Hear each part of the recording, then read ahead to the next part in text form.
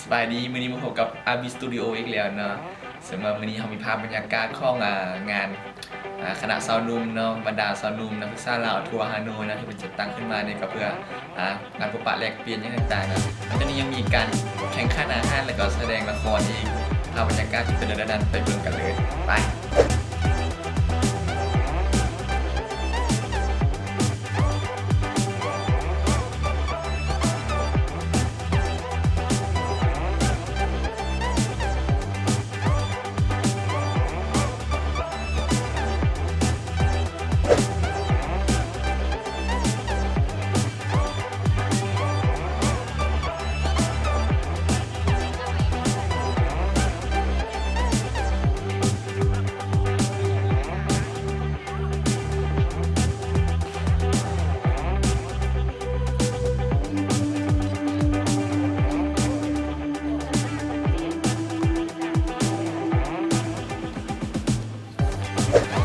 เราให้มันจัดเป็นบูธจะมาสวยงามเลย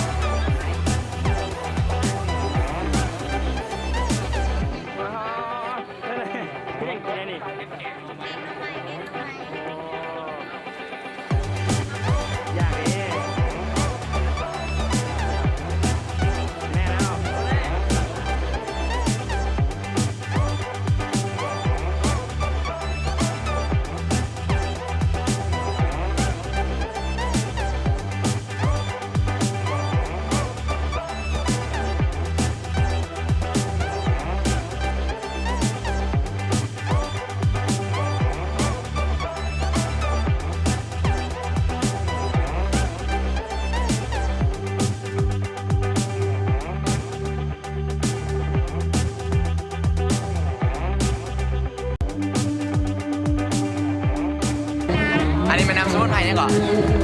ยาดาเอาคนกินบ่อันบ้านหางจระเข้จำได้สภาพเนี่ยเป็นจังไหนน้องงานมื้อนี้มันหลาย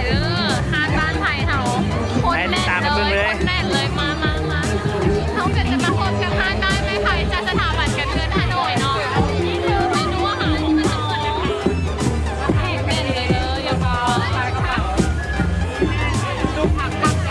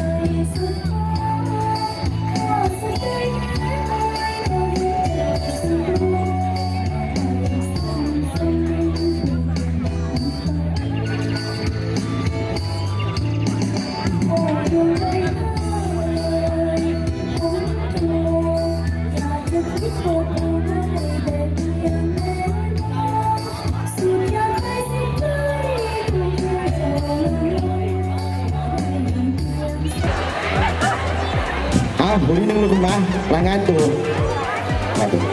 ตัว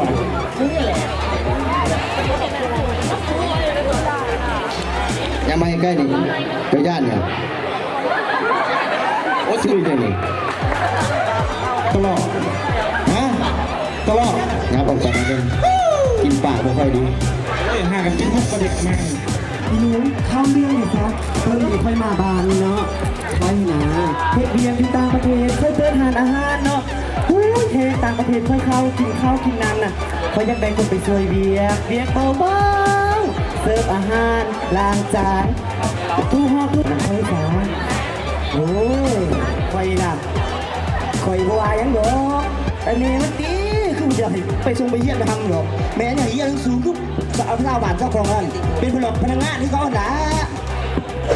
เนาะแล้วก็แม่ภาพบรรยากาศทั้งหมดของงานเนาะถือว่าคึกคักกันเลยทีเดียวเนาะหรือว่าก็มีแต่ซ้ำนี้แหละฝากติดตามเพจ RB Studio เลยเด้อแล้วก็ฝากกด subscribe แล้วก็ติดตามไลฟ์เฟซเด้อเนาะพบกันคลิปหน้า